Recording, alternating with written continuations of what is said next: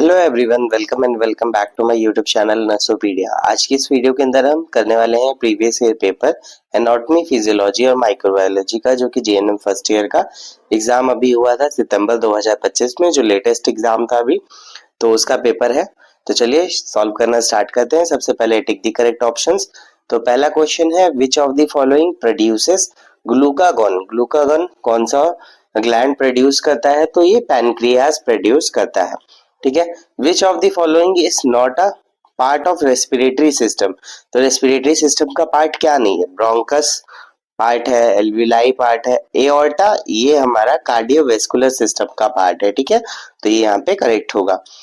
The smallest bone of human body. Human body में सबसे smallest bone कहाँ पर होती है? ईयर के अंदर होती है। कौन सी होती है?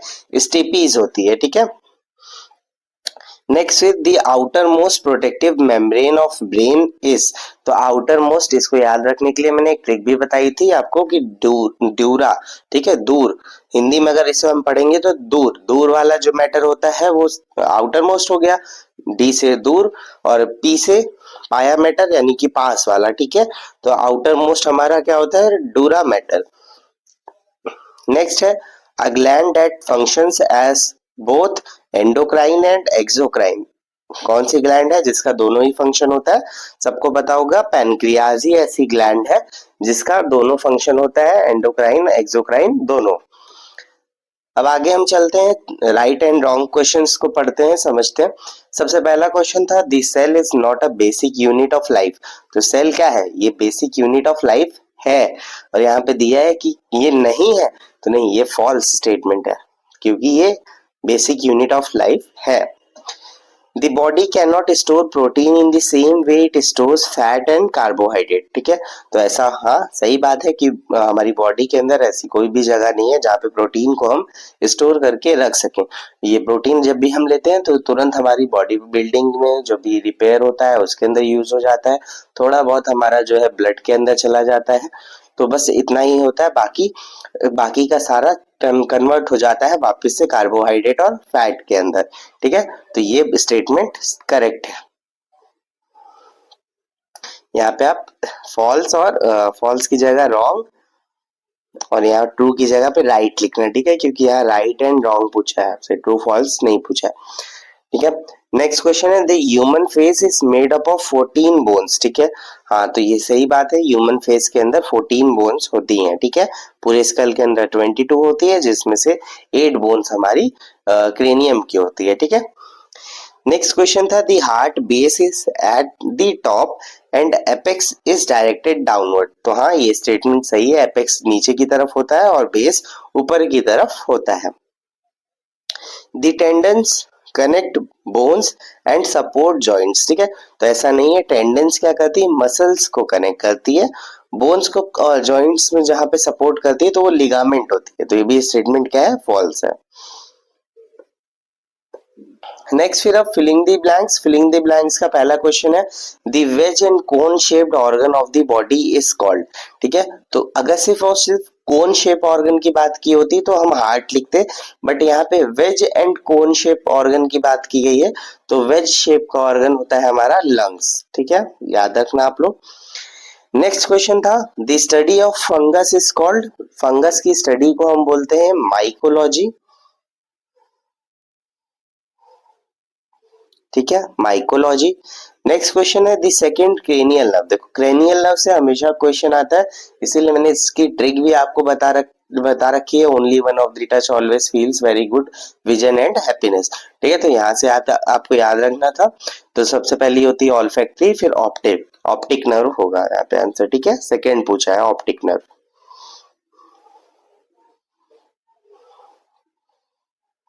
Optic nerve. ठीक है, नेक्स्ट क्वेश्चन है, the dash is also called as voice box. ठीक है, वॉइस बॉक्स किसे बोलते हैं? लैरिंग्स को बोलते हैं, सबको पता होगा। नेक्स्ट क्वेश्चन है, the dash is the basic structural and functional unit of kidney.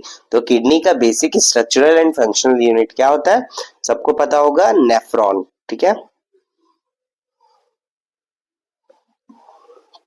अब हम चलते हैं शॉर्ट आंसर टाइप क्वेश्चंस को देखते हैं। यहाँ पे 6 क्वेश्चंस होते हैं आपको, जिनमें से 4 अटेम्प्ट करना होता है, ठीक है। तो पहला क्वेश्चन था define blood, explain the functions of blood, ठीक है, बेसिक सा क्वेश्चन। नेक्स्ट क्वेश्चन है write about the cell with diagram, यानी कि सेल को आपको विद डायग्राम समझाना है। नेक्स्ट क्वेश्चन है write about the physiology of respiration, तो यानी रेस्पिरेशन कैसे होता है ये हमें बताना है। नेक्स्ट है define liver with its function, ठीक है, लिवर को और उसके फंक्शन को बताना है हमें। Right about the regulation of body temperature, body temperature कैसे रेगुलेट होता है, कौन रेगुलेट करता है, हाइपोथैलेमस रेगुलेट करता है, ठीक है, तो इसके बारे में हमें एक्सप्लेन करना है, वो अभी हम देखते हैं आंसर्स को। नेक्स्ट क्वेश्चन था what are tendons, ligament and cartilage, तो इन तीनों के बीच में डिफरेंस पूछा गया है आपसे। तो अभी हम इन क्वेश्चंस को सॉल्व करेंगे। अगर आपको आंसर्स नहीं देखने हैं, सिर्फ और सिर्फ लॉन्ग क्वेश्चंस देखने हैं, तो आप डायरेक्टली नीचे टाइम स्टैम्प्स आ रहे होंगे या चैप्टर लिख के आ रहा होगा, तो आप उन चैप्टर से डायरेक्टली लॉन्ग आंसर्स पे, लॉन्ग क्वेश्चंस पे चले जाइए, ठीक है। अभी हम सॉल्व करना शुरू करते हैं। पहला क्वेश्चन था ब्लड, ब्लड क्या होता है सबको पता होगा। Blood is a fluid connective tissue that circulates in the body and transport substance to maintain life, ठीक है। ब्लड का मेनली यही काम होता है कि ब्लड क्या करता है, ट्रांसपोर्टेशन सिस्टम है हमारी बॉडी का, एक जगह से दूसरी जगह जो भी न्यूट्रिएंट्स होते हैं, जो भी यूजफुल प्रोडक्ट्स होते हैं और वेस्ट प्रोडक्ट्स होते हैं, उनको ट्रांसपोर्ट करता है, ठीक है। और ये क्या होता है, एक फ्लूइड कनेक्टिव टिश्यू है, ठीक है। Blood is a connective tissue. Functions क्या होते हैं, सबसे पहला ट्रांसपोर्टेशन, ट्रांसपोर्टेशन में क्या क्या करता है, ऑक्सीजन ट्रांसपोर्ट करता है, कार्बन डाइऑक्साइड ट्रांसपोर्ट करता है, nutrients, hormones and waste. Next function होता है इसका प्रोटेक्शन का, प्रोटेक्शन में क्या करता है, डब्ल्यूबीसी जो कि फाइट करती है इन्फेक्शन से, प्लेटलेट जो कि हेल्प करती है क्लॉटिंग में, ठीक है, ब्लड के अंदर ये दोनों प्रेजेंट होता है। नेक्स्ट फिर रेगुलेशन, रेगुलेशन में क्या करता है, ब्लड मेंटेन करता है पीएच, टेम्परेचर को मेंटेन करता है, फ्लूइड बैलेंस को मेंटेन करके रखता है। नेक्स्ट फिर होम्योस्टेसिस, होम्योस्टेसिस मतलब कि जो भी इंटरनल एनवायरनमेंट है उसको मेंटेन करके रखता है, जो भी ब्लड का टेम्परेचर है, बॉडी टेम्परेचर है, उसे एक मेंटेन करके रखना, बॉडी के अंदर जो फ्लूइड का अमाउंट है उसे मेंटेन करके रखना। तो जो भी चीजें हैं, इंटरनल एक एनवायरनमेंट होता है, उसको मेंटेन करने के प्रोसेस को हम हीमोस्टेसिस बोलते हैं, होम्योस्टेसिस बोलते हैं, ठीक है। नेक्स्ट फिर है क्वेश्चन नंबर सेकंड, जिसमें हमसे पूछा गया था सेल के बारे में, ठीक है, सेल। तो सेल का आपसे यहाँ पे स्ट्रक्चर भी पूछा था और आपको थोड़ा सा एक्सप्लेन करने के लिए भी बोला था, तो आप यहाँ पे डायग्राम ऐसे बना देना सेल का, और ये बेसिक सी चीजें लिख देना। Cell is a structural and functional unit of life, all living organisms are made up of cells, each cells perform basic functions like growth, respiration, reproduction and excretion, ठीक है। बाकी ये डायग्राम में आप दिखा देना, mitochondria, nucleolus, nucleus, cytoplasm, cell membrane, mitochondria, ठीक है, गोल्जी एपरेटस और माइटोकॉन्ड्रिया यहाँ पे फिर से दिया हुआ है, ठीक है। माइटोकॉन्ड्रिया ऐसे प्रेजेंट होता है, ठीक है। स्ट्रक्चर आप देख लेना, इजी है, कोई इतनी दिक्कत नहीं है। बाकी राइबोसोम्स भी आप दिखा सकते हो, यहाँ पे फ्री राइबोसोम्स होते हैं, ठीक है। तो ये सब चीजें आप शो कर सकते हो। मेन पार्ट्स की अगर हम बात करें तो सबसे पहला होता है सेल मेम्ब्रेन, जिसके अंदर पूरे के पूरे जो सेल ऑर्गेनेल्स हैं वो उसके अंदर होते हैं, आउटर कवरिंग होती है ये, और यही कंट्रोल करती है एंट्री और एग्जिट को। नेक्स्ट फिर साइटोप्लाज्म, साइटोप्लाज्म क्या होता है, जेली लाइक फ्लूइड होता है जिसके अंदर सारे के सारे ऑर्गेनेल्स होते हैं। नेक्स्ट फिर न्यूक्लियस, न्यूक्लियस क्या होता है, कंट्रोल सेंटर होता है जो कि जिसके पास डीएनए होता है, ठीक है। फिर ऑर्गेनेल्स होते हैं, माइटोकॉन्ड्रिया एनर्जी का पावर हाउस ऑफ सेल होती है ना, माइटोकॉन्ड्रिया, राइबोसोम प्रोटीन सिंथेसिस कराता है, एंडोप्लाज्मिक रेटिकुलम होता है, गोल्जी एपरेटस होता है। तो इन सबका अलग अलग फंक्शन रहता है, उस हिसाब से आपको यहाँ पे लिख देना है। नेक्स्ट क्वेश्चन में पूछा गया था रेस्पिरेशन के बारे में, मेनली फिजियोलॉजी ऑफ रेस्पिरेशन पूछी गई थी। तो फिजियोलॉजी ऑफ रेस्पिरेशन के लिए आपको पहले दो प्रोसेस होते हैं, ठीक है, रेस्पिरेशन के, एक तो इंटरनल और एक एक्सटर्नल। तो आपको पहले वो समझना होगा और उसके अंदर ही फिजियोलॉजी भी हम समझ लेंगे। तो पहला जो एक्सटर्नल रेस्पिरेशन होता है, ये गैसेस एक्सचेंज होता है जो हमारे लंग्स के और लंग्स के अंदर, लंग्स और ब्लड के बीच में होता है, और वहां से जो कार्बन डाइऑक्साइड होती है वो बाहर निकल जाती है हमारे ब्लड से, और जो ऑक्सीजन होती है वो एल्विलाई से हमारे ब्लड के अंदर चली जाती है। तो ये पहला रेस्पिरेशन होता है, एक्सटर्नल रेस्पिरेशन। फिर ये दूसरा रेस्पिरेशन होता है जब ये हमारी बॉडी की जो सेल्स होती हैं, टिश्यूज होते हैं, वहां पे लेके जाता है ब्लड के थ्रू ऑक्सीजन को। वहां जाके क्या होता है, ब्लड और बॉडी टिश्यूज के बीच में एक्सचेंज होता है गैसेस का। जो ऑक्सीजन ब्लड के अंदर होती है वो सेल्स में चली जाती है, और जो सेल्स से कार्बन डाइऑक्साइड प्रोड्यूस हुई होती है वो वापस से ब्लड में आ जाती है, और फिर यही ब्लड से आके हमारे लंग्स में आता है, और लंग्स में से कार्बन डाइऑक्साइड निकल जाती है, फिर ऑक्सीजन आ जाता है, और ये प्रोसेस कंटिन्यूअसली चलता रहता है। ठीक है। तो और नेक्स्ट एक और टाइप का होता है respiration, cellular respiration. Cellular respiration के अंदर क्या होता है कि जो सेल्स होती हैं वो यूज करती हैं ऑक्सीजन को प्रोड्यूस करने के लिए energy. Energy in the form of ATP produce होता है माइटोकॉन्ड्रिया के अंदर। ठीक है, आप डायग्राम के अंदर भी देख सकते हो। इंटरनल रेस्पिरेशन में क्या हो रहा है, ये हमारे ब्लड है, ठीक है, ब्लड वेसल है, और यहाँ पे सेल्स है। सेल्स से क्या हो रहा है, कार्बन डाइऑक्साइड निकल के ब्लड के अंदर जा रहा है, और ब्लड से ऑक्सीजन निकल के हमारी सेल्स के अंदर आ रहा है। ठीक है, तो यहाँ पे ब्लड और सेल्स के बीच में एक्सचेंज हो रहा है गैसेस का। और जो एक्सटर्नल रेस्पिरेशन होता है इसके अंदर हमारे इन्वायरमेंट और लंग्स के बीच में एक्सचेंज होता है गैसेस का।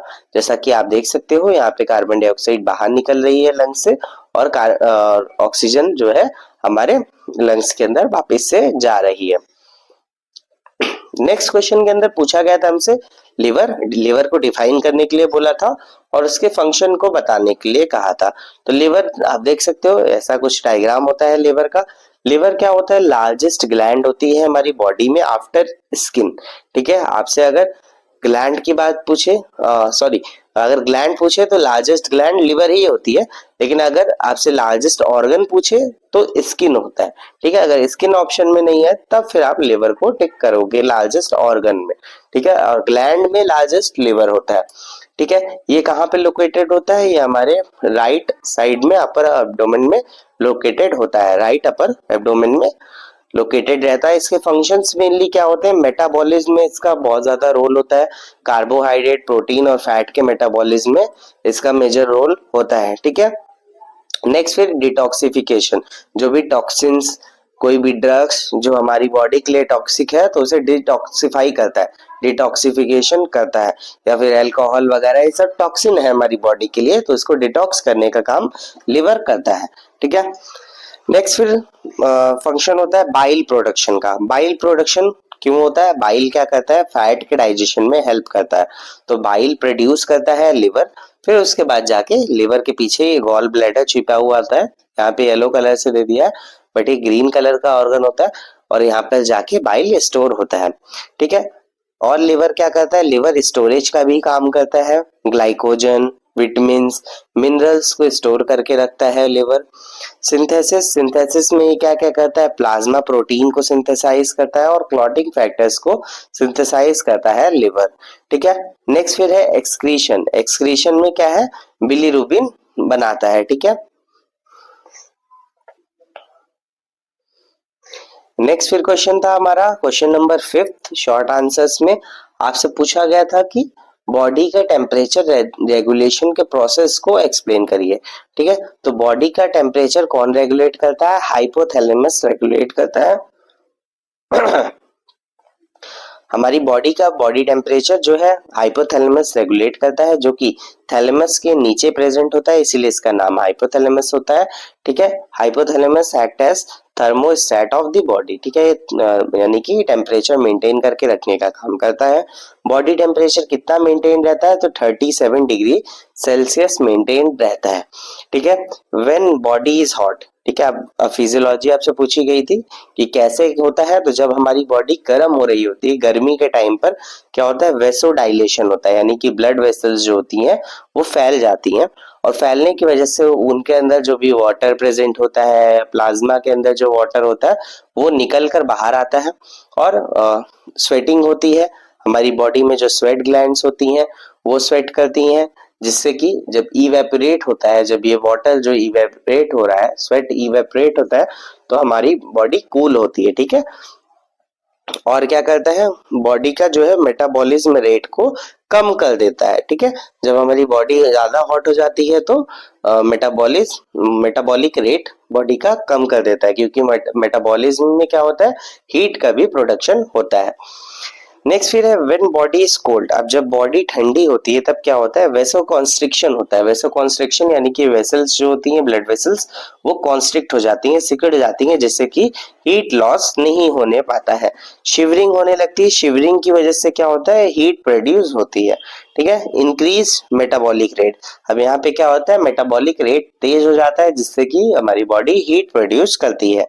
इसी प्रोसेस को हम थर्मो रेगुलेशन बोलते हैं। ठीक है, नेक्स्ट क्वेश्चन में आपसे पूछा गया था डिफरेंस, या फिर आपसे सिंपली पूछा गया था कि टेंडेंस क्या होता है भाई, लिगमेंट्स क्या होता है और कार्टिलेज क्या होता है।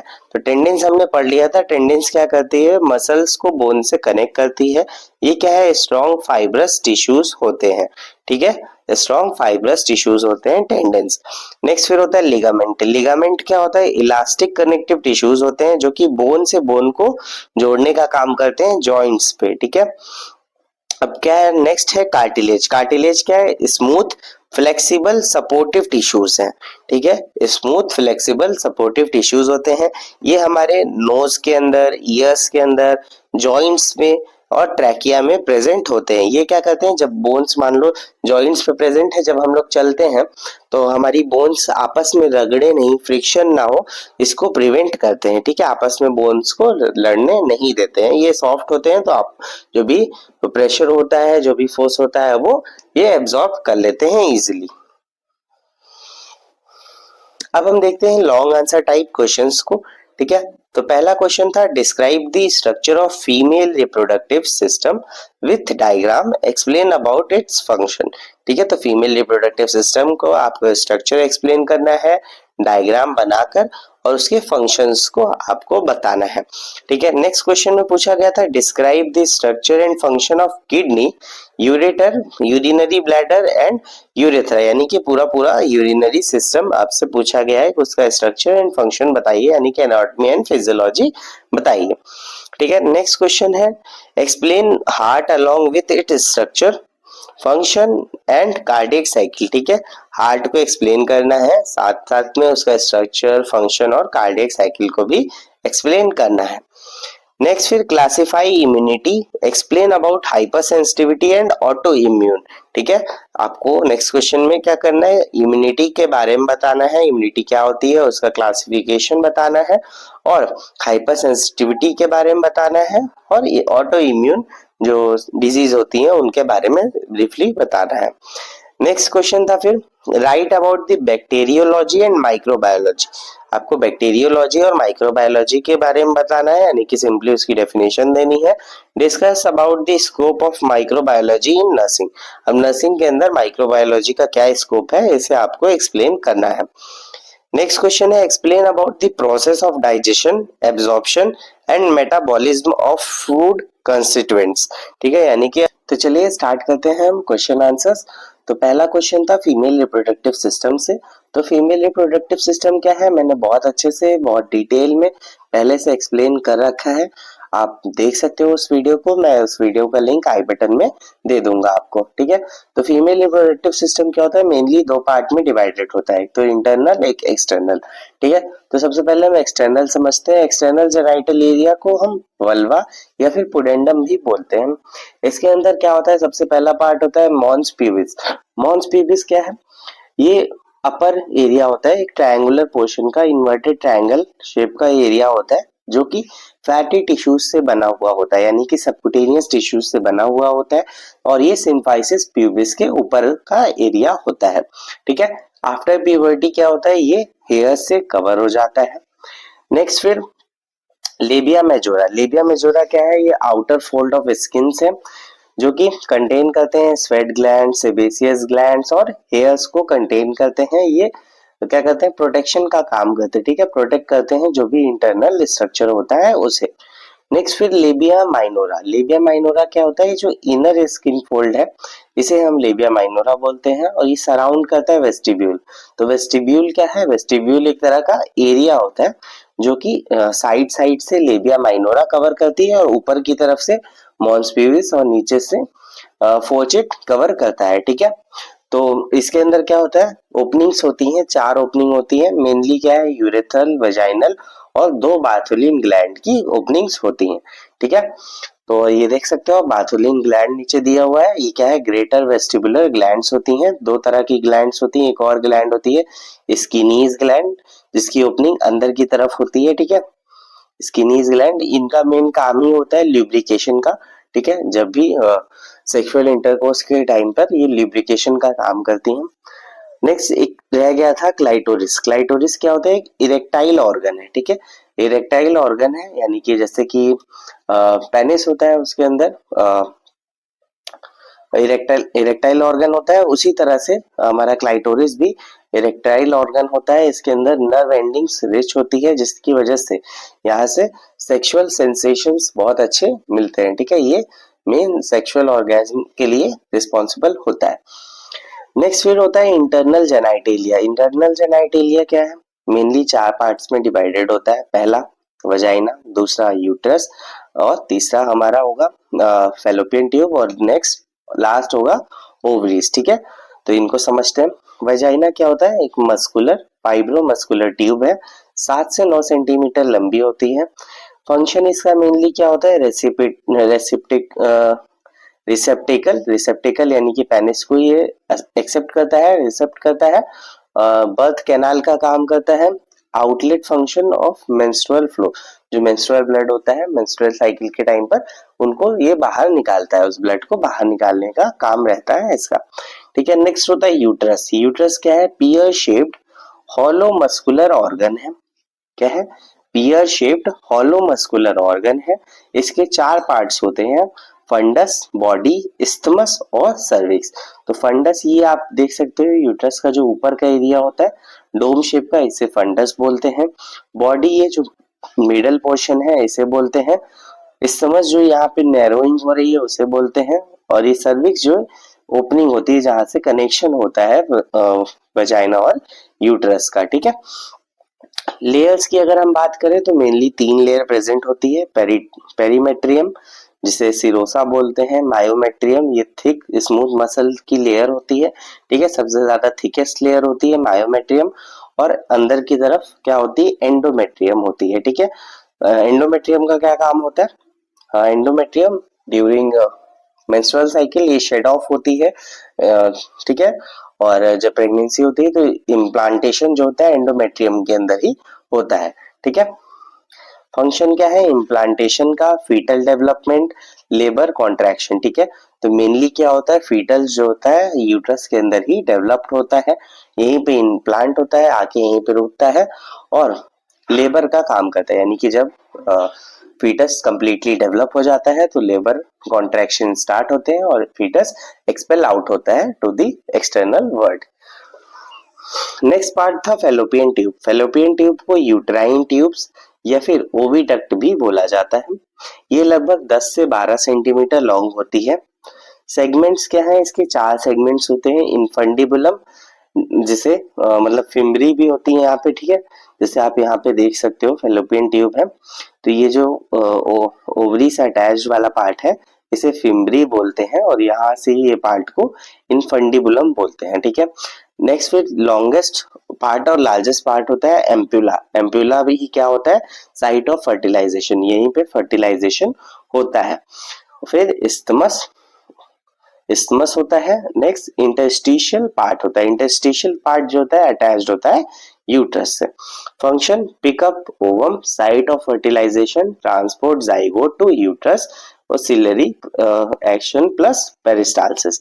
तो मेन ये काम होते हैं कि ओवम को जब ओवरी प्रोड्यूस कर देती है ओवम, तो उसे लेके आना मतलब उसे लेके आना यूट्रस तक, तो वो काम होता है फेलोपियन ट्यूब का। फर्टिलाइजेशन फैलोपियन ट्यूब के अंदर ही होता है, ओवम उधर से आता है ओवरी की तरफ से और यूट्रस की तरफ से स्पर्म जाता है और बीच में फर्टिलाइजेशन होता है। कहाँ पे होता है? एम्प्यूला के अंदर होता है। फिर वहां पे क्या होता है? जाइगोट का फॉर्मेशन होता है। फिर जाइगोट जो है यूट्रस में आकर इम्प्लांट हो जाता है थ्रू सिलेरी प्रोसेस। ठीक है, यहाँ पे इसके अंदर सीलिया प्रेजेंट होती है। ठीक है, जो फिंगर लाइक प्रोजेक्शंस होते हैं ना वो। नेक्स्ट फिर ओवरी। ओवरी क्या काम करती है?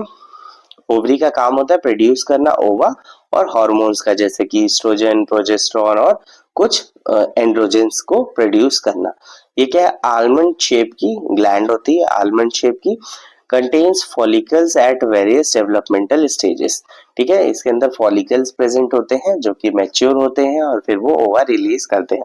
तो जैसे जैसे क्या होता है, बर्थ पे सबसे ज्यादा फॉलिकल्स प्रेजेंट होते हैं, फिर धीरे धीरे धीरे करके कम होते जाते हैं। ठीक है, एसेसरी स्ट्रक्चर्स। एसेसरी स्ट्रक्चर्स की बात करें तो दो तरह के लिगामेंट्स प्रेजेंट होते हैं, एक तो ब्रॉड लिगामेंट और दूसरा राउंड लिगामेंट। ठीक है, ब्रॉड लिगामेंट का क्या काम होता है? ये जो होता है, जो हमारा पेरिटोनियम होती है, पेरिटोनियम लेयर होती है, तो उसी का डबल फोल्ड होता है, ऊपर से और नीचे से दोनों तरफ से, जो कि यूट्रस, ट्यूब और ओवरी को सपोर्ट करके रखता है। यहाँ पे इस डायग्राम के अंदर आप देख पा रहे होगे। ठीक है, तो ये होता है ब्रॉड लिगामेंट। ठीक है, और राउंड लिगामेंट, जैसे ये अटैचमेंट है ना ओवरी से यूट्रस की, तो उसे hold uterus and ovaries in place. ठीक है, तो राउंड लिगामेंट का ये काम होता है यूट्रस और ओवरी को कनेक्ट करके रखना, और ब्रॉड लिगामेंट का क्या काम है? ये पेरिटोनियन कैविटी की डबल फोल्ड होती है और ये यूट्रस, ट्यूब और ओवरी सबको प्रोटेक्ट करके रखती है, होल्ड करके रखती है। ठीक है, फंक्शंस की अगर हम बात करें तो सबसे पहला फंक्शन है oogenesis। oogenesis यानी कि प्रोडक्शन एंड मैच्योरेशन ऑफ ओवा। ठीक है, मंथली ओवा का प्रोडक्शन होता है मेंस्ट्रुअल साइकिल में, ओव्यूलेशन फेज जब होता है तो उसी टाइम पे ओवा का रिलीज होता है। ठीक है, ओव्यूलेशन फेज के अंदर। नेक्स्ट फिर है हार्मोनल प्रोडक्शन या हार्मोन प्रोडक्शन, जैसे कि ईस्ट्रोजन सेकेंडरी सेक्सुअल कैरेक्टर्स के लिए रिस्पॉन्सिबल होता है, एंडोमेट्रियल प्रोलिफरेशन के लिए। प्रोजेस्टेरोन क्या करता है? मेंटेन करता है एंडोमेट्रियम को और प्रेगनेंसी को मेंटेन करके काम रखने का काम करता है। स्मॉल अमाउंट ऑफ एंड्रोजेंस, ठीक है, ये प्रोड्यूस करता है, हार्मोन्स प्रोड्यूस करता है। नेक्स्ट फिर फर्टिलाइजेशन। यही फैलोपियन ट्यूब के अंदर क्या होता है? फर्टिलाइजेशन होता है, यूजुअली एम्प्यूला के अंदर। Supports pregnancy. ठीक है, तो जो हमारा फीमेल रिप्रोडक्टिव सिस्टम है वो क्या करता है? प्रेगनेंसी को सपोर्ट करता है। Uterus supplies environments for embryo and foetus. ठीक है, यूट्रस क्या करता है? एक एनवायरमेंट बनाता है जिसमें फीटस डेवलप हो सकता है। नेक्स्ट फिर है बर्थ। ठीक है, क्या होता है? अब जब प्रोड्यूस हो गया, फीटस प्रोड्यूस हो गया, डेवलप हो गया, तो उसके बाद उसकी बर्थ होती है। यूट्राइन कॉन्ट्रैक्शंस होते हैं, सर्वाइकल डायलेशन होता है और डिलीवरी होती है। ठीक है, नेक्स्ट है मेंस्ट्रुएशन। मेंस्ट्रुएशन में क्या होता है? Shedding of functional endometrium if no fertilization. ठीक है, तो अगर मान लो जब फर्टिलाइजेशन नहीं होता है, फीटस नहीं होता है यूट्रस के अंदर, तो जो एंडोमेट्रियम प्रिपेयर हुई रहती है, हर साइकिल में प्रिपेयर होती है एंडोमेट्रियम होल्ड करने के लिए एम्ब्रियो को, बट अगर नहीं होता है तो फिर शेडिंग ऑफ हो जाती है उस लेयर की, जो कि एज यूजुअल हम ब्लीडिंग मतलब मेंस्ट्रुएशन बोलते हैं। नेक्स्ट क्वेश्चन है किडनी की एनाटॉमी एंड फिजियोलॉजी आपसे पूछी गई थी। तो किडनी क्या होती है? किडनी का लोकेशन होता है रेट्रोपेरिटोनियल, यानी कि पेरिटोनियल के पीछे साइड में। कहाँ पर? T12 से लेके L3 लेवल पर, ये वर्टिब्री का लेवल होता है, तो T12 से लेकर L3 के लेवल पर होती है किडनी। राइट वाली जो होती है वो स्लाइटली लोअर होती है, यानी कि लेफ्ट वाली ऊपर होती है और राइट वाली थोड़ी सी नीचे होती है। शेप और साइज की बात किया जाए तो किडनी बीन शेप की होती है, 11 टू 12 सेंटीमीटर एडल्ट्स के अंदर होती है। एक्सटर्नल पार्ट्स की अगर बात करें तो सबसे बाहर की तरफ कैप्सूल होता है, उसके अंदर कॉर्टेक्स होता है, फिर मेड्यूला होता है विथ पिरामिड्स। ठीक है, आप डायग्राम में देख सकते हो, ये पिरामिड्स है, ये मेड्यूला होता है, ये वाला कॉर्टेक्स एरिया है आपका। ठीक, नेक्स्ट फिर रीनल कॉलम्स और रीनल पेल्विस। रीनल पेल्विस ये वाला एरिया। ठीक है, तो ये होता है। ठीक है, अगर हम फ्लो की बात करें तो जैसे ब्लड गया अंदर, फिर वहां पे फिल्ट्रेशन होगा, सबसे पहले रीनल पिरामिड में, फिर पेपिलाई में आएगा। पेपिलाई के बाद आता है माइनर कैलिसिस में। माइनर कैलिसिस आप यहाँ पे देख सकते हो, ये माइनर हो गया यहाँ पे, फिर ये मेजर में आएगा, फिर उसके बाद ये रीनल पेल्विस के अंदर चला जाएगा। ठीक है, तो यहाँ से फिल्ट्रेशन ऐसे से होता है, रीनल पेल्विस में आया, फिर इससे यूरेटर में, और यूरेटर से ब्लैडर के अंदर पूरा यूरिन चला जाता है। ठीक है, तो ये फिल्ट्रेशन होता है। नेफ्रॉन के बारे में पूछा गया था, तो नेफ्रॉन क्या होता है? Structural and functional unit of kidney होता है। हर किडनी के अंदर लगभग 1.5 मिलियन से 1 से 1.5 मिलियन नेफ्रॉन्स होते हैं। Two main types, cortical and juxta medullary nephrons होते हैं। ठीक है, नेफ्रॉन्स दो तरह के होते हैं, कॉर्टिकल और दूसरा जक्स्टा मेडुलरी। इसके हम स्ट्रक्चर समझते हैं। सबसे पहला होता है रीनल कॉर्पल्सस, यानी कि इसके अंदर क्या होता है? बोमेंस कैप्सूल और ग्लोमेरुलस होता है। ठीक है, यहीं पे अल्ट्रा फिल्ट्रेशन होता है। ठीक है, तो आप यहाँ डायग्राम के अंदर देख सकते हो, ये बोमेंस कैप्सूल है, जिसके अंदर ये जो कैपिलरीज होती हैं इन्हें ग्लोमेरुलस बोलते हैं, वो होती है। यहीं पे अल्ट्रा फिल्ट्रेशन होता है। फिर उसके बाद जो यूरिन होता है वो पीसीटी यानी कि प्रॉक्सिमल कन्वोल्यूटेड ट्यूब्यूल्स के अंदर आता है, जिसके थ्रू रीएब्जॉर्प्शन होता है। रीएब्जॉर्प्शन लगभग 60 से 65 से 70% सोडियम का, वाटर का, ग्लूकोज का, अमीनो एसिड्स का रीएब्जॉर्प्शन होता है। ठीक है, और कुछ सिक्रीशन होता है। नेक्स्ट फिर loop of Henle. Loop of Henle क्या होता है? यहाँ पे आप देख सकते हो, ये लूप ऑफ हेनले है। इसके अंदर क्या होता है? पीसीटी से जो यूरिन जो है, मतलब जो भी फिल्ट्रेट होता है वो आता है। फिर यहाँ पे क्या होता है? दोबारा से क्या होता है? रीएब्जॉर्प्शन यहाँ पे होता है लूप ऑफ हेनले में। डिसेंडिंग और असेंडिंग लिम्स होते हैं, concentration mechanism, counter current multipliers. ठीक है, तो यहाँ पे भी रीएब्जॉर्प्शन होता है कुछ चीजों का। नेक्स्ट फिर डीसीटी होती है। डीसीटी यानी कि डिस्टिल्ड कन्वोल्यूटेड ट्यूब्यूल्स। डीसीटी के अंदर क्या होता है? Reabsorption under hormonal control. ठीक है, एल्डोस्टेरोन और पीटीएच, यहाँ पे फिर से रीएब्जॉर्प्शन होता है। रीएब्जॉर्प्शन हार्मोनल कंट्रोल के अंदर होता है, पैराथायरॉयड हार्मोन और एल्डोस्टेरोन के अंदर। तो यहाँ पे जो भी एक्स्ट्रा चीजें बची रह जाती हैं वो यहाँ पे एब्जॉर्ब हो जाती हैं। फिर उसके बाद जो कलेक्टिंग डक होती है, कलेक्टिंग डक के अंदर ये जितना भी होता है एडीएच रेगुलेटेड वाटर रीएब्जॉर्प्शन हो जाता है, collects urine from many nephrons and final concentration. तो ये जो कलेक्टिंग डक्ट्स होती हैं ये सारा का सारा यूरिन कलेक्ट कर लेती हैं कई सारे नेफ्रॉन से, और फिर उसके बाद उसे बाहर की तरफ लेके जाती हैं। नेक्स्ट है किडनी का फंक्शन। अब किडनी का फंक्शन क्या क्या होता है? सबसे पहला एक्सक्रीशन। एक्सक्रीशन यानी कि removal of metabolic waste like urea, creatinine, uric acid, drugs, toxins, इन सब का एक्सक्रीशन कराती है। नेक्स्ट है regulation of fluid and electrolyte balance. Fluid और इलेक्ट्रोलाइट को बैलेंस करके रखना, sodium, potassium, calcium, bicarbonates, chlorides को। नेक्स्ट फंक्शन होता है एसिड बेस बैलेंस बनाना, यानी कि रीएब्सॉर्ब कार्बोनेट, सिक्रीट हाइड्रोजन और अमोनिया। ठीक है, सिक्रीट करता है एसिड बेस बैलेंस करने के लिए।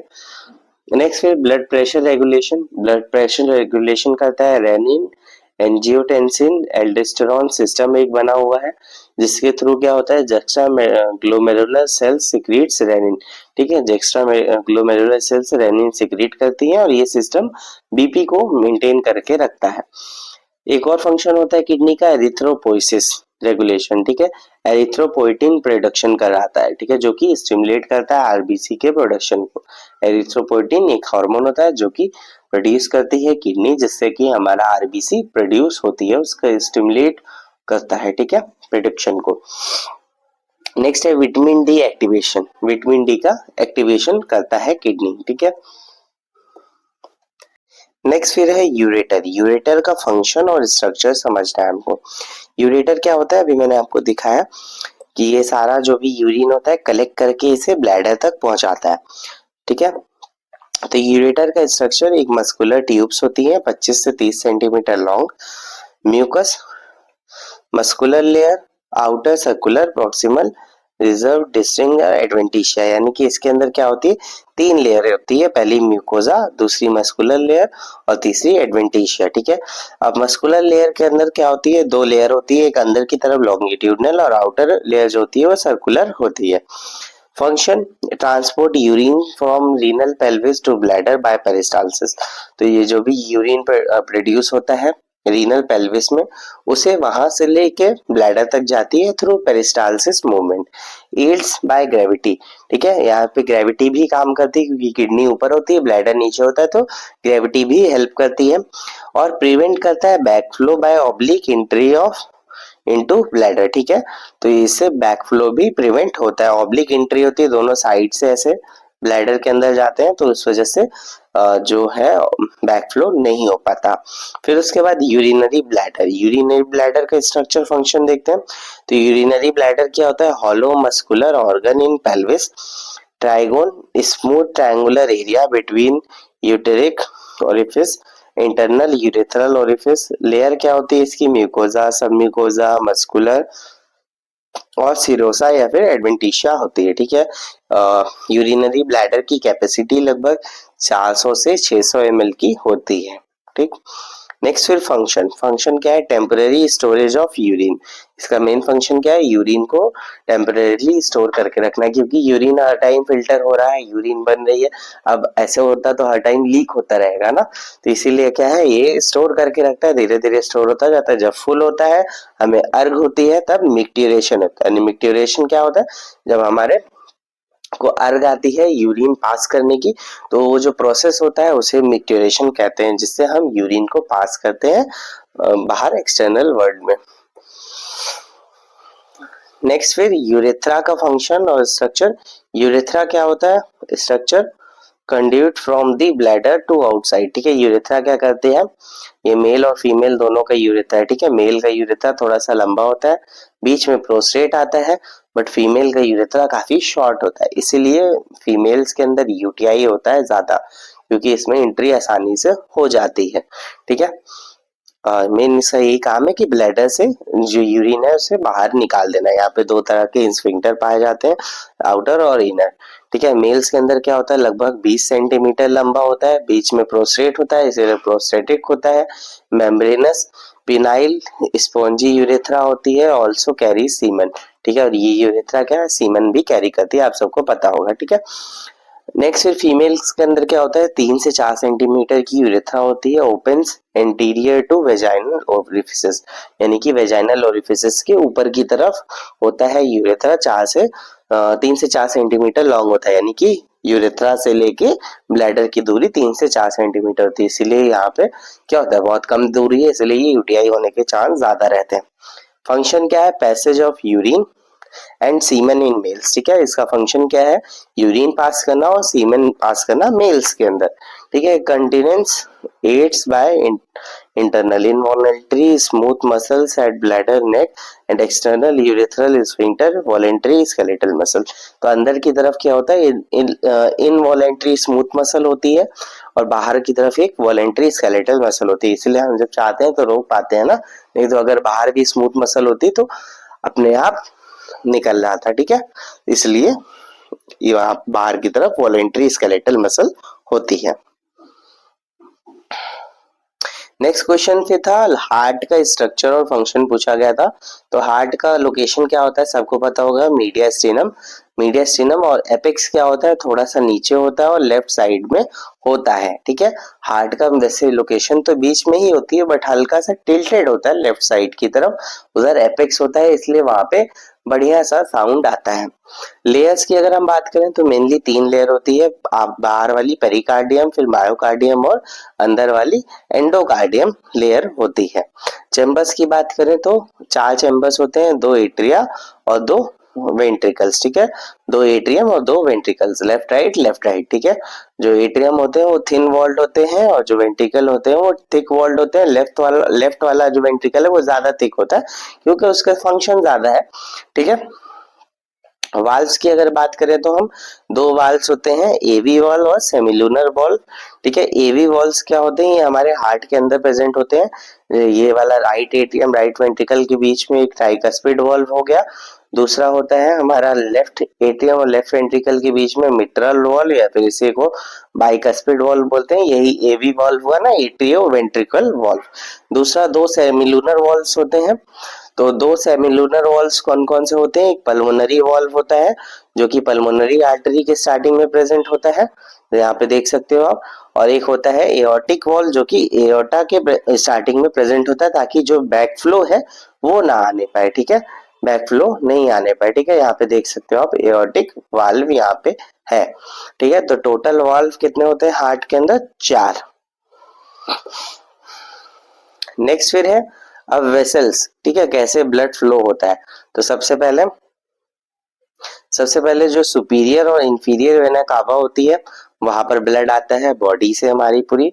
फिर उसके बाद वो क्या होता है, राइट एट्रियम के अंदर जाता है, राइट एट्रियम से ट्राइकस्पिड वाल्व के थ्रू राइट वेंट्रिकल में जाता है, फिर वहां से पल्मोनरी वाल्व के थ्रू पल्मोनरी आर्टरी के अंदर चला जाता है, वहां से लंग्स के अंदर जाता है। लंग्स में क्या होता है, ऑक्सीजनेशन होता है, फिर वापस से पल्मोनरी वेन के थ्रू ब्लड आता है हमारे लेफ्ट एट्रियम में।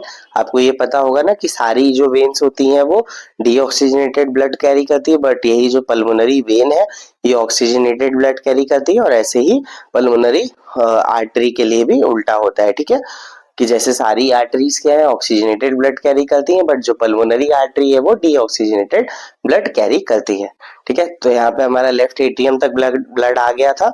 अब इसके बाद फिर मिट्रल वॉल्व या फिर इसी को बाइकस्पिड वॉल्व भी बोलते हैं, उसके थ्रू हमारा लेफ्ट वेंट्रिकल के अंदर आता है ब्लड। फिर लेफ्ट वेंट्रिकल से एओर्टिक वाल्व के थ्रू एओर्टा के अंदर चला जाता है और ये सिस्टेमिक सर्कुलेशन पूरा हो जाता है।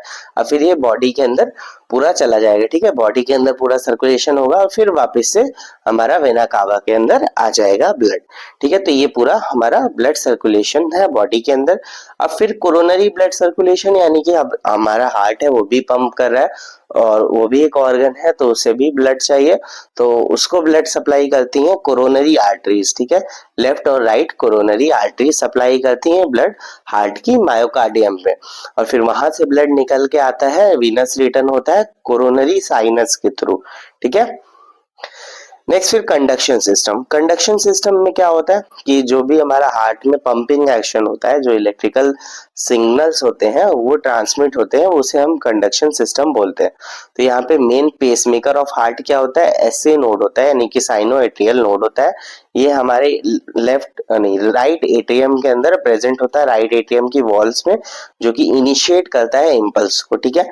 फिर उसके बाद ये जाता है एक इधर से ही चला जाता है लेफ्ट एट्रियम के अंदर और हमारे फिर एवी नोड में आता है। AV node atrioventricular node होता है, ये यहाँ पे प्रेजेंट होता है नहीं दोनों एट्रियम की वाल्व में प्रेजेंट होता है। ये थोड़ा सा इम्पल्स को डिले करता है, इसी वजह से क्या होता है एट्रियम्स जल्दी कॉन्ट्रैक्ट करते हैं और वेंट्रिकल थोड़ा सा लेट में कॉन्ट्रैक्ट करते हैं, यहीं से डिले होता है ताकि पूरा तरह से वेंट्रिकल भर जाए।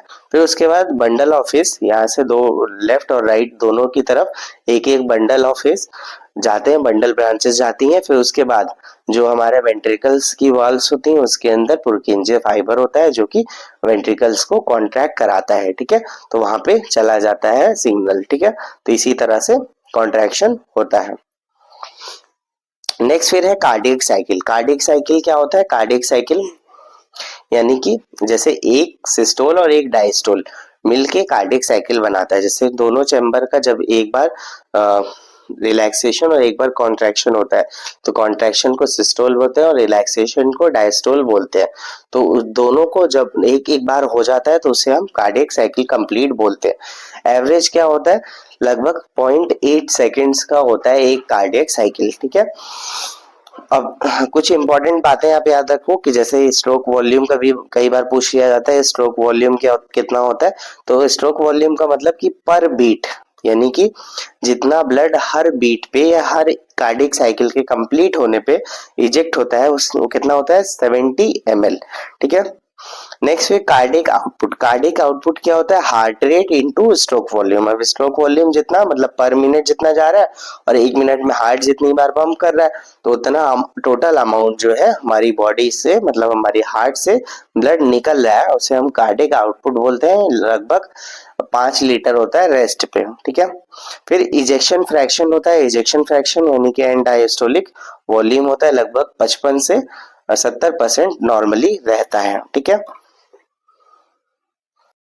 नेक्स्ट क्वेश्चन था हमारा इम्यूनिटी से। इम्यूनिटी के अंदर हमसे पूछा गया था क्लासिफिकेशन ऑफ इम्यूनिटी। तो ये बहुत ही बेसिक चीज है पहला तो क्लासिफिकेशन क्या होता है, इनेट होती है इम्यूनिटी यानी कि जो नेचुरल इम्यूनिटी होती है, बाय बर्थ होती है, ठीक है। दूसरा होता है एडेप्टिव या एक्वायर्ड इम्यूनिटी, ठीक है। तो इसमें ज्यादा चीजें हमको पढ़ने के लिए है नहीं, बस इतना ही बेसिक सा है कि इनेट इम्यूनिटी होती है जो हमारी बाय बर्थ होती है। दूसरा होता है एक्वायर्ड इम्यूनिटी जो कि हमें लाइफ टाइम में जब भी हमें इन्फेक्शन होता है उसके थ्रू हमें मिलती है। दूसरा दो टाइप होता है और एक्टिव और पैसिव इम्यूनिटी, यानी कि जब हमारी बॉडी खुद से एंटीबॉडीज प्रोड्यूस करती है तो उसे हम एक्टिव इम्यूनिटी बोलते हैं। ये नेचुरल इन्फेक्शन की वजह से या फिर वैक्सीनेशन की वजह से हो सकता है। और ये वाली जो एक्टिव इम्यूनिटी होती है लॉन्ग लास्टिंग होती है, लंबे समय तक चलती है, ठीक है। दूसरा होता है पैसिव इम्यूनिटी। पैसिव इम्यूनिटी क्या होती है, इसमें डायरेक्टली हमने क्या एंटीबॉडीज ले ली होती है, हो सकता है मैटरनल आईजीजी आईजीए जो होती है वो हमें प्रोवाइड करती हैं पैसिव इम्यूनिटी, या फिर जब हम इम्यूनोग्लोबुलिन्स का इंजेक्शन लेते हैं, कोई वैक्सीन लेते हैं, तो उसके थ्रू हमको जो पैसिव इम्यूनिटी मिलती है, ठीक है। यानी कि ये इसमें हमारी बॉडी खुद से एंटीबॉडीज नहीं प्रोड्यूस करती, इसमें एक्सटर्नली हमारी बॉडी के अंदर एंटीबॉडीज आ जाती हैं। तो ये तो एक काम करती है कि इमीडिएटली हमें प्रोटेक्शन प्रोवाइड करती है, लेकिन ये बहुत कम समय के लिए होती है, ठीक है। फिर उसके बाद हमसे पूछा गया था हाइपर सेंसिटिविटी क्या होती है, तो इसका क्लासिफिकेशन है। टाइप 1 क्या होती है, इमीडिएट हाइपर सेंसिटिविटी रिएक्शन होती है जो कि आईजीई मीडिएटेड होती है। इसमें क्या होता है, जो भी एलर्जेंस होते हैं वो बाइंड कर जाते हैं आईजीई से, जो कि मास्ट सेल या फिर बेसोफिल्स में होती हैं, ठीक है। फिर डी ग्रेनुलेशन होता है, हिस्टामिन और ल्यूको ट्राइनिन्स प्रोड्यूस होते हैं। इसके एग्जांपल हैं जैसे कि allergic rhinitis, atopic dermatitis, asthma, anaphylaxis, ये सब होता है, ठीक है। इसका ऑनसेट क्या होता है, मिनट्स में, ठीक है। मिनट्स में अगर एलर्जन आया, मिनट्स में रिएक्शन हो जाता है, ठीक है। फिर होता है टाइप 2। टाइप 2 में क्या होता है, एंटीबॉडी मीडिएटेड साइटोटॉक्सिसिटी, ठीक है, या साइटोटॉक्सिक, ठीक है। तो इसमें क्या होता है, आईजीजी या आईजीएम बाइंड कर जाता है एंटीजन से जो कि सेल के सरफेस पे होता है, जिससे कंप्लीमेंट एक्टिवेशन और एडीसीसी या सेल लाइसिस यानी कि सेल टूटने लग जाती हैं। तो इसमें क्या होता है, इसका एग्जांपल है जैसे कि ऑटो इम्यून हीमोलिटिक अनीमिया, ठीक है, हीमोलिटिक अनीमिया ऑटो इम्यून, ठीक है। आरएच इनकम्पेटेबिलिटी की वजह से हो सकता है, गुड पैश्चर सिंड्रोम होता है, ठीक है। तो ये type 2 allergic hyper sensitive reaction होती है। नेक्स्ट फिर होता है थर्ड वाला टाइप 3। टाइप 3 के अंदर क्या होता है, immune complex mediated. Immune complex mediated में क्या होता है, circulating antigen antibody complexes deposits in tissues complement activation and inflammation हो जाता है, ठीक है। इसमें जब एंटीजन एंटीबॉडी आपस में मिलती है तब होता है, जैसा कि सीरम सिकनेस एसएलई होता है कुछ एस्पेक्ट्स में, पोस्ट स्ट्रेप्टोकोकल ग्लोमेरुलोनेफ्राइटिस हो जाता है। फिर 4 टाइप की हाइपर सेंसिटिविटी रिएक्शन होती है, डिलेड होती है, ठीक है। इसका ऑनसेट काफी लंबे समय के बाद होता है, ठीक है। ये सेल मीडिएटेड होता है, टी सेल मीडिएटेड, ठीक है, टी लिम्फोसाइट मीडिएटेड होती है, releasing cytokines macrophage recruitments and tissue damage, ठीक है। एग्जांपल जैसे contact dermatitis, tuberculin test, chronic transplant rejection, ठीक है, क्रॉनिक ट्रांसप्लांट रिजेक्शन होने की वजह से। तो ये 72 घंटे से के अंदर का होता है, ठीक है। ये रिएक्शन 72 घंटे तक होती है, उसके अंदर हो सकती है। फिर ऑटो इम्यून डिजीज हमसे पूछा गया था, तो ऑटो इम्यून डिजीज क्या होती है, जब भी हमारा इम्यून सिस्टम हमारी बॉडी को ही किल करने लग जाए, उसे ही फॉरेन एंटीजन मान ले, फॉरेन सब्सटेंस मान के उस पर ही अटैक कर देता है, उस कंडीशन को हम बोलते हैं ऑटो इम्यून डिजीज, ठीक है। डेफिनेशन आप देख लो, immune response directed against anti self antigen causing tissue damage और ब्रेकडाउन ऑफ सेल्फ टॉलरेंस, यानी कि जब हमारा इम्यून सिस्टम रिएक्ट कर जाता है, रिस्पॉन्ड कर देता है जो हमारे सेल्फ एंटीजेंस है हमारे खुद के टिश्यूज पे, तो उसे ऑटो इम्यून डिजीज बोलते हैं। अब टाइप्स इसके क्या होते हैं, ऑर्गन स्पेसिफिक हो सकती है, type 1 diabetes, pancreatic beta cells, Hashimoto's thyroiditis, Graves disease हो गया, एमएस सेंट्रल नर्वस सिस्टम का, और मिस्थीनिया ग्रेविस, ये सब क्या है, ऑटो इम्यून डिजीज होती हैं। फिर सिस्टेमिक हो सकती है जैसे कि systemic lupus erythematosus SLE, rheumatoid arthritis, systemic sclerosis, ठीक है, इस ये सब हो सकता है। मैकेनिज्म क्या रहता है, auto antibodies type 2, immune complexes type 3, auto reactivity T cells type 4, molecular mimicry, genetic predisposition, breakdown of central and peripheral tolerance। Clinical features में क्या क्या होगा, क्लिनिकल फीचर्स और management vary by disease. Approaches includes immunosuppressions, corticosteroids, DMARDs, biologics, anti TNF, anti CD20, supportive care, ठीक है, ये सब चीजें होती हैं मैनेजमेंट के लिए। नेक्स्ट क्वेश्चन फिर था हमारा बैक्टीरियोलॉजी और माइक्रोबायोलॉजी की डेफिनेशन पूछी गई थी हमसे, तो उसको हम देखते हैं। माइक्रोबायोलॉजी क्या होती है, study of microorganism is known as microbiology, जिसके अंदर बैक्टीरिया, वायरस, फंगस, प्रोटोजोआ और हेल्मिस्ट की स्टडी करते हैं। बैक्टीरियोलॉजी क्या होती है, बैक्टीरियोलॉजी क्या है, एक स्पेसिफिक ब्रांच है माइक्रोबायोलॉजी की जिसमें हम फोकस करते हैं सिर्फ बैक्टीरिया पे, बैक्टीरिया की classification, structure, growth, metabolism, pathogenicity control पे, ठीक है। अब बैक्टीरियोलॉजी का कॉन्सेप्ट क्या है, बैक्टीरियल स्ट्रक्चर, सेल वॉल्स जैसे कि gram positive thick, पेप्टिडो gram negative thin, पेप्टिडो ग्लाइकेंस, ठीक है, outer membrane with LPS, capsule, पिली, फ्लेजेला, स्पोर्स, ठीक है, तो ये कॉन्सेप्ट रहता है। और ग्रोथ कल्चर रिक्वायरमेंट्स, क्या क्या मीडियम में ग्रोथ होती है, कैसा कौन सा एरोबिक बैक्टीरिया होते हैं, कौन से एरोबिक बैक्टीरियाज होते हैं, उसके फेजेस ऑफ ग्रोथ, पैथोजेनेसिस, ठीक है, वेरुलेसेंस फैक्टर्स यानी कि adhesion, invasion, immune evasions, transmission routes, contact, droplet, airborne, faecal, oral, vector borne, क्या ट्रांसमिशन का रूट है। डायग्नोसिस के अंदर माइक्रोस्कोपी, ग्राम स्ट्रेनिंग करते हैं, कल्चर सेंसिटिविटी करते हैं, एंटीजन डिटेक्शन, PCR, सीरोलॉजी, ये सब किया जाता है। नेक्स्ट फिर क्या है, एंटी माइक्रोबियल्स यानी कि mechanism, cell wall synthesis inhibitor, protein synthesis inhibitor, nucleic acid inhibitor, resistance mechanism, कैसे अब मतलब हम कैसे बैक्टीरियाज को रोक सकते हैं, एंटी माइक्रोबियल्स, वो सब चीजें हम इसके अंदर पढ़ते हैं, ठीक है। अभी क्या दिया हुआ है, स्कोप ऑफ माइक्रोबायोलॉजी आपसे पूछी गई थी, तो स्कोप ऑफ माइक्रोबायोलॉजी क्या है, इन्फेक्शन कंट्रोल और प्रिवेंशन। हमें ये सब माइक्रोबायोलॉजी क्यों पढ़ाई जाती है, क्योंकि जो भी हमारे सराउंडिंग में माइक्रो ऑर्गेनिजम्स होते हैं उनको हम किल करने के लिए, उन्हें कंट्रोल करने के लिए क्या प्रिवेंशंस ले सकते हैं, वो कैसे किल होंगे, इन सब चीजों को जानने के लिए हमें माइक्रोबायोलॉजी पढ़ाई जाती है। तो सबसे पहले तो हमें अंडरस्टैंड करना होगा जो भी ये सेप्टिक टेक्निक्स होती हैं, स्टेरिलाइजेशन को, डिसइंफेक्शन को, हैंड हाइजीन को, ताकि जो भी नोजोकोमियल इन्फेक्शंस हैं उन्हें प्रिवेंट किया जा सके। Knowledge of mode of spread to break the chain of infection, ठीक है, अब हमें पता होना चाहिए कौन सा इन्फेक्शन किस तरह से फैलता है, तो उसका हम इन्फेक्शन चेन को हम ब्रेक कर सकें।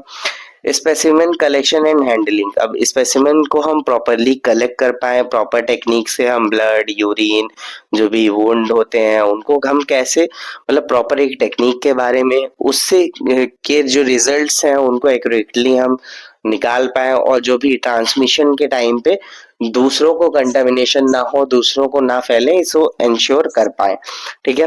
फिर होता है एंटीबायोटिक स्टीवर्डशिप, ठीक है, nurse helps monitor antibiotics use, observe for adverse effects, educate patient और on compliance to reduce resistance, ठीक है, तो एंटीबायोटिक रेजिस्टेंस भी हो जाता है, उसे रिड्यूस करने के जो भी तरीके होते हैं, उसके साइड इफेक्ट्स होते हैं, उनका कैसा यूज करना है, कब यूज करना है, इन सब चीजों को प्रॉपरली मॉनिटर करना। Clinical assessment and early detection, ठीक है, recognise sign of infection, fever, wound changes, sepsis signs and report promptly, ठीक है, जो भी साइंस है, जो भी इन्फेक्शन के साइंस है वो सब हमें समझ में आए, इसके लिए हम पढ़ते हैं, ये स्कोप है। फिर पेशेंट एजुकेशन, अब पेशेंट को हमें हाइजीन के बारे में, वुंड केयर के बारे में, आइसोलेशन प्रिकॉशंस, वैक्सीन के इम्पोर्टेंस के बारे में पढ़ाना होता है, इसलिए हम करते हैं। लेबोरेटरी कोलैबोरेशंस, ठीक है, interpret basic microbiology reports, culture growth, sensitivity pattern, and apply result to clinical care with help of physicians. ठीक है। नेक्स्ट फिर आउटब्रेक मैनेजमेंट, अगर मान लो कभी कोई इन्फेक्शन फैल जाता है तो उसको हम कैसे सर्वेलेंस करें, उसका आइसोलेशन प्रोसीजर्स क्या क्या होते हैं, contact tracing in health care settings. ठीक है। Public health roles in community nursing contribute to immunisation programmes, TB control, water sanitation, education, ये सब पब्लिक को हम एजुकेट कर पाए कम्युनिटी एरिया में जाकर, उसके लिए हमें ये सब चीजें पढ़ाई जाती हैं। फिर नेक्स्ट क्वेश्चन था हमारा डाइजेशन से पूछा हुआ क्वेश्चन था, तो इसके अंदर सबसे पहले स्टेजेस ऑफ डाइजेशन हमें बताने थे। तो स्टेजेस ऑफ डाइजेशन क्या होते हैं, सबसे पहले इंजेशन होता है, यानी कि फूड को हम माउथ के अंदर रखते हैं। फिर मैकेनिकल डाइजेशन शुरू होता है, हमारे टीथ के थ्रू हम उसे क्रंचिंग करते हैं, च्यूइंग करते हैं, मास्टिकेशन होता है, वो सब प्रोसेस होता है मैकेनिकल डाइजेशन। फिर केमिकल डाइजेशन के अंदर क्या होता है, एंजाइम्स जो होते हैं वो ब्रेक। नेक्स्ट फिर होता है एब्जॉर्प्शन। एब्जॉर्प्शन के अंदर जो भी हमारा डाइजेस्टेड प्रोडक्ट्स होता है वो हमारे ब्लड के अंदर, लिम्स के अंदर डाइजेस्ट हो जाता है, उसके अंदर एब्जॉर्ब हो जाता है। फिर शुरू होता है एसिमिलेशन, या फिर जिसे हम मेटाबॉलिज्म बोलते हैं। अभी ये जो न्यूट्रिएंट्स होते हैं ये हमारी सेल्स यूज करती हैं थ्रू कैटाबॉलिज्म और एनाबॉलिज्म। ठीक है। नेक्स्ट होता है एलिमिनेशन। एलिमिनेशन, अब जो भी वेस्ट प्रोडक्ट्स हैं, जो भी चीज जो अनडाइजेस्टेड है तो वो हमारे डाइजेस्टिव सिस्टम से बाहर निकल जाता है एज फीसेस। नेक्स्ट फिर अब हम समझते हैं कि हमसे पूछा गया था मेनली डाइजेशन और एब्जॉर्प्शन बाय फूड्स कंस्टिट्यूएंट्स, यानी कि कार्बोहाइड्रेट का डाइजेशन कैसे होता है। तो डाइजेशन देखते हैं, सबसे पहले डाइजेशन शुरू हो जाता है सलाइवी एमाइलेज से। ठीक है। हमारे माउथ के अंदर ही स्टार्ट हो जाता है। जो स्टार्च होता है वो माल्टोज और डेक्सट्रीन में कन्वर्ट हो जाता है। फिर स्मॉल इंटेस्टाइन के अंदर जो पेनक्रियाटिक एमाइलेज होता है वो स्टार्च का डाइजेशन कराता है, डाइसैकेराइड्स फॉर्म होते हैं। Brush border enzymes maltase, sucrase, lactase split disaccharides और मोनोसैकेराइड्स जैसे कि ग्लूकोज, फ्रक्टोज, गैलेक्टोज, ऐसे करके डाइजेशन होता है। एब्जॉर्प्शन क्या है, एब्जॉर्प्शन मेनली ग्लूकोज और गैलेक्टोज के फॉर्म में होता है। Secondary active transport with sodium into enterocytes exist via GLUT2 in blood. ठीक है, ऐसे GLUT2 बन के ब्लड के अंदर चला जाता है। Fructose facilitates diffusion GLUT2 into enterocytes, यानी कि इंटेस्टाइन की जो सेल्स होती हैं, GLUT2 इनटू ब्लड। ठीक है। GLUT5 हमारा इंटेस्टाइन के अंदर चला जाता है, इंटेस्टाइन की सेल्स के अंदर, और जो हमारा GLUT2 होता है वो ब्लड के अंदर चला जाता है। फिर अब इसका मेटाबॉलिज्म, ग्लूकोज का मेटाबॉलिज्म होता है एटीपी के यूज के लिए, तो ग्लाइकोलिसिस होता है, पायरुवेट का फॉर्मेशन होता है, टीसीए, ऑक्सीडेटिव फॉस्फोरोलाइसेशन होता है, इफ ऑक्सीजन प्रेजेंट, अगर ऑक्सीजन प्रेजेंट होता है तो। फिर ग्लाइकोजेनेसिस क्या है, storage as glycogen in liver and muscles. तो अब ग्लाइकोजेनेसिस होता है जिसके अंदर ग्लाइकोजन का फॉर्मेशन होता है, ग्लूकोज से ग्लाइकोजन, और ये स्टोर होता है हमारे लिवर मसल्स के अंदर और इन्फ्लुएंस के मतलब इंसुलिन के इन्फ्लुएंस के अंदर। ठीक है। ग्लाइकोजेनोलिसिस यानी कि glyconeosis neogenesis during fasting, glycogen, cortisol, epinephrine का फॉर्मेशन होता है। ठीक है, ड्यूरिंग फास्टिंग। नेक्स्ट फिर प्रोटीन। प्रोटीन का डाइजेशन कहाँ से शुरू होता है, प्रोटीन का डाइजेशन शुरू होता है स्टमक में। स्टमक के अंदर पेप्सिनोजन जो होते हैं वो एक्टिवेट करते हैं पेप्सिन को, जो कि HCl से होता है। फिर पॉलीपेप्टाइड्स का फॉर्मेशन होता है। स्मॉल इंटेस्टाइन के अंदर जाने के बाद जो पेनक्रियाटिक प्रोटीज होता है, जैसे वो trypsin, chymotrypsin, carboxypeptidase convert polypeptides into smaller peptides, brush border peptidase, amino acids, dipeptides में कन्वर्जन होता जाता है। ठीक है। फिर उसके बाद एब्जॉर्प्शन। अब एब्जॉर्प्शन होता है अमीनो एसिड के फॉर्म में। ठीक है। Amino acid via sodium dependent co transporter, di और tri peptides via hydrogen dependent co transporters. ठीक है। Peptidases inside enterocytes further break them enter to blood via facilitated transport. ठीक है। अब ये ब्लड के अंदर अमीनो एसिड इंटर कर जाते हैं। ठीक है। फिर मेटाबॉलिज्म क्या होता है? Amino acid use for protein synthesis convert to other compounds, neurotransmitters, deaminated for energy. Urea cycle handles ammonia urea excretion, ठीक है। नेक्स्ट फिर फैट का कैसे होता है डाइजेशन? फैट का माउथ और स्टमक के अंदर माइनर लाइपेज एक्शन के थ्रू होता है। स्मॉल इंटेस्टाइन के अंदर इमल्सिफाइड जो बाइल सॉल्ट्स होती हैं, जो बाइल जूस होता है लिवर से आता है, वो कराती हैं, ठीक है। और पैनक्रियाटिक लाइपेज जो होता है वो कन्वर्ट करता है ट्राइग्लिसराइड्स में, जो कि फिर मोनोग्लाइसराइड में और फ्री फैटी एसिड्स में कन्वर्ट होता है, ग्लाइसरॉल का फॉर्मेशन होता है।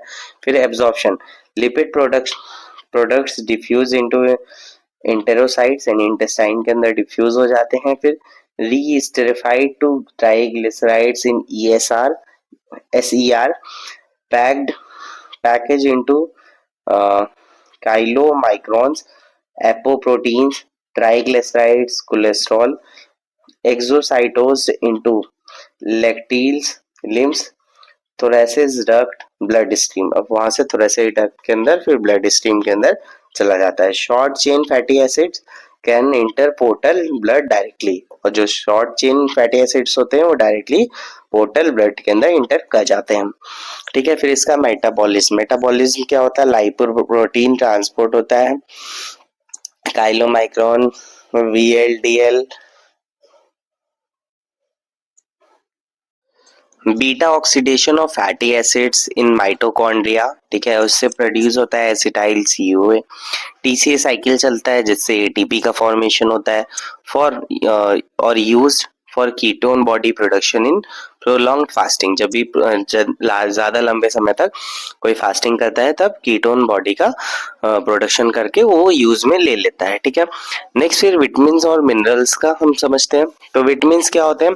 दो टाइप के होते हैं, फैट सॉल्युबल और वाटर सॉल्युबल। फैट सॉल्युबल कौन सा होता है? ADEK, ठीक है। ये absorb with dietary fats into micelles and chylomicrons, ठीक है। तो ये जो भी फैट सॉल्युबल विटामिन्स होते हैं तो ये फैट के साथ साथ ही ये भी एब्जॉर्ब हो जाते हैं। और जो वाटर सॉल्युबल विटामिन्स होते हैं जैसे कि B कॉम्प्लेक्स और C, तो ये एब्जॉर्ब होते हैं बाय डिफ्यूजन और कैरियर, ठीक है। B12 requires intrinsic factors from parietal cells. B12 के एब्जॉर्प्शन के लिए क्या है? इंट्रिंसिक फैक्टर्स की जरूरत होती है जो कि पैराइटल सेल्स से आते हैं। Is absorbed in ileum via ileal receptors, ठीक है। फिर मिनरल्स का क्या है? Specific active transport mechanism, iron absorbed as heme और non heme, calcium regulated by vitamin D and PTH, ठीक है। तो पैराथायरॉयड हार्मोन और विटामिन D इसको रेगुलेट करते हैं कैल्शियम के एब्जॉर्प्शन को। तो मिनरल्स इस तरह से एब्जॉर्ब होते हैं। नेक्स्ट फिर वाटर का एब्जॉर्प्शन क्या होता है? What absorb largely in small intestine. तो वाटर क्या है? ज्यादातर स्मॉल इंटेस्टाइन के ही अंदर एब्जॉर्ब हो जाता है by osmosis with solute absorption, ठीक है। जो भी सॉल्यूट होते हैं उसके साथ साथ एब्जॉर्प्शन हो जाता है। Colon absorbs remaining water and electrolytes. तो जो कोलन्स होते हैं उसके अंदर बाकी जो भी वाटर होता है, इलेक्ट्रोलाइट्स होते हैं, वो एब्जॉर्ब हो जाते हैं। तो यहाँ से हमारा क्रक्स निकल के आता है। मेटाबॉलिज्म क्या होता है? दो टाइप का होता है, एक एनाबॉलिज्म और एक कैटाबॉलिज्म। एनाबॉलिज्म में क्या होता है? जो भी कॉम्प्लेक्स मॉलिक्यूल्स होते हैं उनका प्रोडक्शन यहाँ पे होता है, वो बनते हैं, ठीक है। प्रोटीन सिंथेसिस होता है, ग्लाइकोजन सिंथेसिस होता है, लाइपोजेनेसिस होता है, ठीक है। इससे क्या होता है? एनर्जी के लिए कंज्यूम होता है, स्टिमुलेट करता है इंसुलिन, ठीक है, इसके एब्जॉर्प्शन को, इनके प्रोडक्शन को। फिर होता है कैटाबॉलिज्म। कैटाबॉलिज्म में क्या होता है? यही जो ग्लाइकोलिसिस ग्लाइकोजन है उसको टूटना होता है। तो ये जब बड़े मॉलिक्यूल से छोटे मॉलिक्यूल्स में ब्रेक डाउन होता है एनर्जी के लिए, तो उसे हम कैटाबॉलिज्म बोलते हैं। ये कई सारे प्रोसेसेस होते हैं इसके अंदर, जैसे ग्लाइकोलिसिस जो कि ग्लाइकोजन को वापस से ग्लूकोज में कन्वर्ट करता है, बीटा ऑक्सीडेशन होता है, प्रोटियोलिसिस होता है, ठीक है, जिससे कि ATP मिलता है यानी कि एनर्जी मिलती है, stimulated by glucagon, catecholamines catecholamine cortisols in fasting और स्ट्रेस के टाइम पर, ठीक है। तो ये था कंप्लीट